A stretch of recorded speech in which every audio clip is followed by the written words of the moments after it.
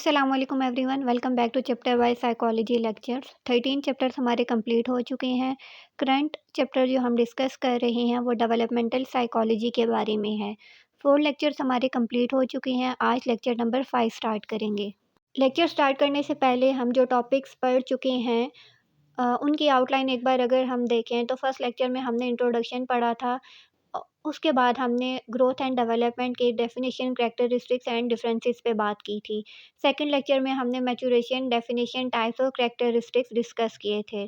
Third lecture में हमने processes of development पढ़े थे जो कि biological, cognitive and social emotional थे। फोर्थ में हमने फेजेस, पीरियड्स या स्टेजेस ऑफ डेवलपमेंट डिस्कस की थी। आज हम स्टार्ट करेंगे lecture number 5, research methods in the study of human development. 2 types of research methods use किए जाते हैं जब हम ह्यूमन डेवलपमेंट को स्टडी करते हैं। Non experimental methods and experimental methods. ठीक है, नॉन एक्सपेरिमेंटल मेथड्स वो होते हैं जिनमें हम कोई एक्सपेरिमेंट नहीं करते, जैसे case study method, naturalistic observation, laboratory observation, interview and last को रिलेशनल स्टडीज़। और सेकंड पे हमारे पास आते हैं एक्सपेरिमेंटल मेथड्स। एक्सपेरिमेंटल मेथड्स में laboratory experiments, field experiments and natural experiments किए जाते हैं। फर्स्ट पे हम नॉन एक्सपेरिमेंटल मेथड्स डिस्कस करेंगे। First non experimental method case study method है। केस स्टडी मेथड क्या है कि इसमें बेबी बायोग्राफीज़ के ज़रिए इंफॉर्मेशन कलेक्ट की जाती है। अब बेबी बायोग्राफीज़ क्या है कि मदर या पेरेंट्स जो हैं वो बच्चे की डे बाय डे डेवलपमेंट जो है उसको एक डायरी पे लिखते रहते हैं और फिर बाद में वो इंफॉर्मेशन जो है वो थेरेपिस्ट को दी जाती है और थेरेपिस्ट उसको केयरफुली ऑब्ज़र्व करता है और फिर इंटरप्रेट करने की कोशिश करता है। और ये केस स्टडीज़ मेथड्स जो हैं ये इन डेप्थ इंफॉर्मेशन प्रोवाइड करते हैं, डिटेल इंफॉर्मेशन प्रोवाइड करते हैं बच्चे की ग्रोथ एंड डेवलपमेंट के बारे में।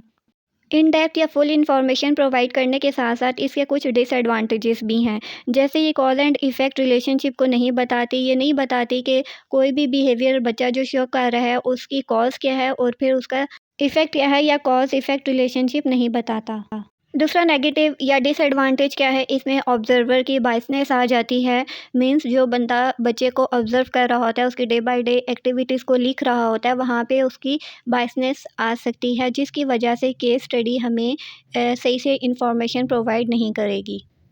अब ऑब्जर्वर बायसनेस का मतलब ये है कि जो पेरेंट्स हैं या जो बच्चे की एक्टिविटी को डे बाय डे एक्टिविटी को नोट डाउन कर रहा है, उसकी यहाँ पे अपनी बायसनेस आ जाती है, सब्जेक्टिविटी आ जाती है। वो अपने तरीके से इंटरप्रेट करके बच्चे की डे बाय डे चीज़ें जो है वो नोट डाउन कर रहा होता है। तो इस वजह से ऑब्जर्वर बायसनेस जो है वो एक डिसएडवांटेज हो जाएगा केस स्टडी का। Next type of non experimental method is naturalistic observation. Naturalistic observation में चीज़ें इन्वायरमेंट में जिस तरह से हो रही होती हैं उनको एज़ इट इज़ ऑब्ज़र्व किया जाता है, रिकॉर्ड किया जाता है एंड देन राइट किया जाता है।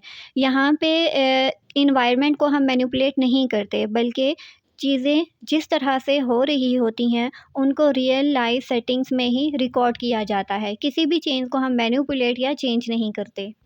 नेचुरलिस्टिक ऑब्जर्वेशन में एक टेक्निक यूज़ की जाती है जिसको टाइम सैम्पलिंग कहा जाता है।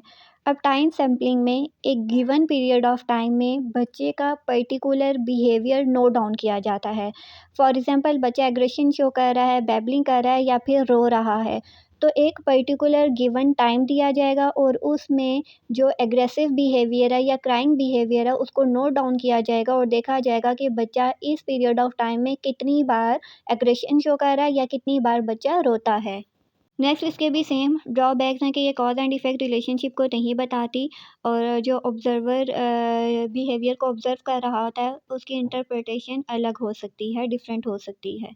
Next method is laboratory observation. अब लेबॉर्ट्री ऑब्जर्वेशन हमें exact cause and effect relationship बताती है, जबकि केस स्टडी मेथड और नेचुरलिस्टिक ऑब्जर्वेशन ये दोनों हमें कॉज एंड इफ़ेक्ट रिलेशनशिप नहीं बताती। इस वजह से लेबॉर्ट्री ऑब्जर्वेशन जो है वो साइंटिफिक है और रिलायबल टाइप ऑफ ऑब्जर्वेशन है।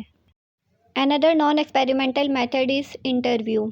इंटरव्यू में क्या है, क्वेश्चन पूछे जाते हैं पीपल से, लोगों से, उनके एटीट्यूड और ओपिनियंस के बारे में। अब इसका ड्रॉबैक क्या हो सकता है कि लोगों के साथ मेमोरी इश्यू हो सकते हैं, उनको एग्जैक्ट नहीं याद होगा कि कब कौन सा इवेंट हुआ था और कैसे हुआ था। इस वजह से इंटरव्यू में इश्यू आ सकता है। इसके अलावा इंटरव्यू में जो क्वेश्चन पूछे जा सकते हैं, हो सकता है उन क्वेश्चंस की वर्डिंग ऐसी हो कि लोगों को समझ ही ना आए कि इसका आंसर कैसे करना है और वो बस ऐसे ही कोई ना कोई उसका आंसर कर दें।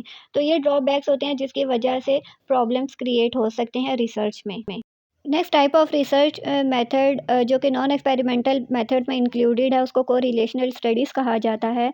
अब कोरिलेशनल स्टडीज़ में दो वेरिएबल्स के दरमियान में रिलेशनशिप फाइंड आउट किया जाता है। देखा जाता है कि टू वेरिएबल्स किस तरह एक दूसरे से रिलेट करते हैं। एग्जाम्पल की मदद से समझने की कोशिश करते हैं। ठीक है, हमने कहा कि टू वेरिएबल्स या टू फैक्टर्स के दरमियान में हम रिलेशनशिप फाइंड आउट करते हैं, कि देखते हैं कि ये एक दूसरे से कैसे को रिलेट करते हैं।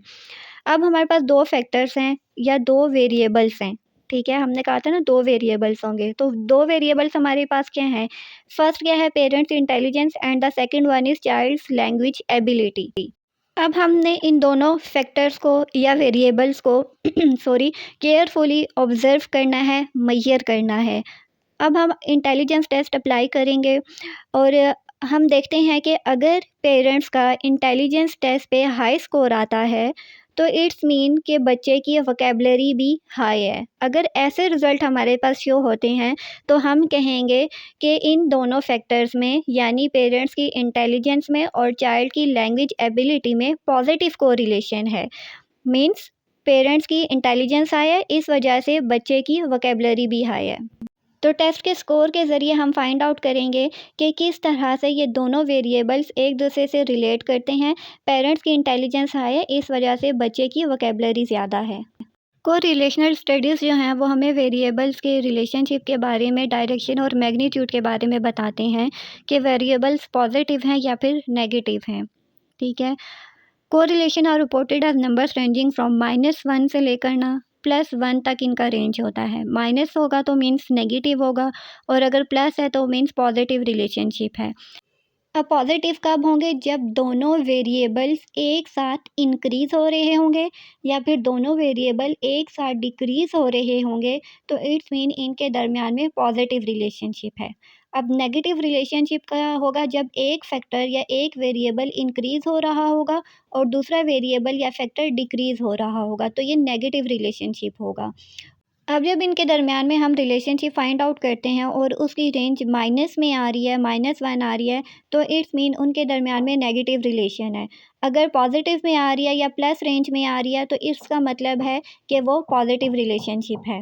अब जितना नंबर हायर होगा, बेशक वो पॉजिटिव है या नेगेटिव है, उतना ही उनके दरमियान में स्ट्रॉन्ग रिलेशनशिप होगा। और अगर ज़ीरो को रिलेशनशिप आता है, तो इट्स मीन इन दोनों वेरिएबल्स के दरमियान में कोई भी रिलेशनशिप नहीं है।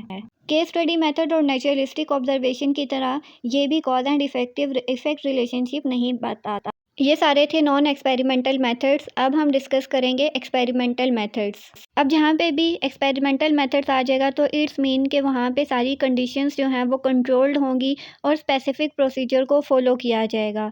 अब एक्सपेरिमेंटल मेथड्स में क्या होता है कि एक वेरिएबल का दूसरे वेरिएबल पे इफ़ेक्ट फाइंड आउट करने के लिए एक वेरिएबल को मैनिपुलेट किया जाता है और फिर देखा जाता है कि इसका दूसरे वेरिएबल पे क्या इफ़ेक्ट होगा। तो एक्सपेरिमेंटल मेथड्स वाहिद मेथड्स हैं जो कि exact cause and effect relationship बताता है। 3 टाइप्स ऑफ एक्सपेरिमेंट्स होते हैं। फर्स्ट वो होते हैं जो कि हम लेबॉर्ट्री में करते हैं, कंट्रोल्ड कंडीशंस होती हैं। सेकंड टाइप्स ऑफ एक्सपेरिमेंट्स वो होते हैं जो कि सब्जेक्ट की एवरीडे लाइफ का पार्ट होते हैं और थर्ड वो होते हैं जो नेचुरली अकरिंग इवेंट्स होते हैं। फर्स्ट पे हम डिस्कस करेंगे लेबॉर्ट्री एक्सपेरिमेंट्स। अब लेबॉर्ट्री एक्सपेरिमेंट्स में क्या है कि स्पेसिफिक कंडीशंस होती हैं, स्पेसिफिक या कंट्रोल्ड प्रोसीजर फॉलो किया जाता है। अब यहाँ पे बच्चे को, पेरेंट को लैब में लाया जाता है और फाइंड आउट किया जाता है कि बच्चे का पेरेंट के साथ कितना स्ट्रॉन्ग बॉन्ड है या उनके दरमियान में रिलेशनशिप कैसा है। तो इसलिए फिर फाइंड आउट किया जाता है और देखा जाता है कि जब एक माँ बच्चे को छोड़ के जाती है, एक बाप बच्चे को छोड़ के जाता है और अब जब एक स्ट्रेंजर बच्चे को छोड़ के जाता है, तो उन तीनों टाइम पे बच्चे का रिलेशन क्या होता है, सॉरी रिएक्शन क्या होता है। अब चूँकि लेबॉर्ट्री एक्सपेरिमेंट चल रहा होता है, सारी सिचुएशन कंट्रोल्ड होती है, इस वजह से हो सकता है कि सब्जेक्ट वैसे बिहेव ना करे जैसे वो रियल लाइफ में करता है। इस वजह से याद रखना, जब भी लेबॉर्ट्री एक्सपेरिमेंट्स होगा तो समझ आना है कि कंट्रोल्ड कंडीशंस होंगी, कंट्रोल सिचुएशन होगी, स्पेसिफिक प्रोसीजर को फॉलो किया जाएगा। और नेगेटिव इशू ये हो सकता है कि जब बच्चे को या पेरेंट को पता चलता है कि ये कंट्रोल्ड कंडीशन है, सिर्फ एक एक्सपेरिमेंट किया जा रहा है, तो हो सकता है वो वैसे बिहेव ना करें जैसे वो रियल लाइफ में बिहेव करते हैं। Next type of experimental method is field experiments. Psychologist जो हैं वो इंडिपेंडेंट वेरिएबल को मैनिपुलेट्स करते हैं, और जो एक्सपेरिमेंट है वो रियल लाइफ सेटिंग्स में होता है, ठीक। और वेरिएबल्स पे इतना ज़्यादा कंट्रोल नहीं होता। Participants often but not always unaware that they are participating in a study. और पार्टिसिपेंट जो हैं वो अनअवेयर होते हैं, उनको नहीं पता होता कि वो किसी रिसर्च का पार्ट हैं या किसी स्टडी का पार्ट हैं। Next is natural experiments. Natural experiments में उन लोगों को कंपेयर किया जाता है जो एक्सीडेंटली डिफरेंट ग्रुप्स में डिवाइड हो जाते हैं या सेपरेट ग्रुप्स में डिवाइड हो जाते हैं। For example, it would be unethical to separate identical twins at birth just to do an interesting experiment. के दो आइडेंटिकल ट्विंस दो ही होते हैं, ट्विंस हैं, आइडेंटिकल हैं, उसको सेपरेट करना किसी भी रिसर्च के लिए अनएथिकल होता है। लेकिन अगर हम ऐसे ट्विंस को डिस्कवर करते हैं जो कि बर्थ के टाइम में एक दूसरे से सेपरेट हो जाते हैं, और डिफरेंट सर्कमस्टांसेस में, डिफरेंट सिचुएशंस में उनको वो रेज़ होते हैं, तो वहाँ पे हम उन दोनों के इन्वायरमेंट्स को कंपेयर करते हैं जिनकी सेम हेरिडिटी होती है। अब हेरिडिटी क्या है? जो ट्रेड्स पेरेंट्स से बच्चे में ट्रांसफ़र्स होते हैं, जैसे आई कलर है, हाइट है, डिजीज़ हैं या बिहेवियर वगैरह हैं, तो ये जब पेरेंट्स से चाइल्ड में ट्रांसफ़र होते हैं तो इनको हम हेरिडिटी कहते हैं। अब जो ट्विन्स हैं, उनकी हेरिडिटी तो सेम है, बायोलॉजिकल प्रोसेसेस सेम है, लेकिन उनको चूँकि डिफरेंट एनवायरनमेंट में रेज़ किया गया है, इसलिए we can compare the effects of different environments के इफ़ेक्ट को कंपेयर करेंगे on people with the same heredity. जिनकी सेम हेरिडिटी होगी, उन पे जो डिफरेंट इन्वायरमेंट्स के इफ़ेक्ट हुए होंगे उसको हम कंपेयर करते हैं। तो ये हमारे रिसर्च मेथड्स थे in the study of human development, जिसमें पहले हमने नॉन एक्सपेरिमेंटल मेथड्स पढ़ा और फिर हमने एक्सपेरिमेंटल मेथड्स पढ़ा। अब आपका कोई सवाल हो तो कमेंट्स में पूछ सकते हैं। इंशाल्लाह नेक्स्ट लेक्चर में मुलाकात होती है। अपना ख्याल रखिएगा, मुझे दुआ में याद रखिएगा। Till then take care. अल्लाह हाफ़िज़।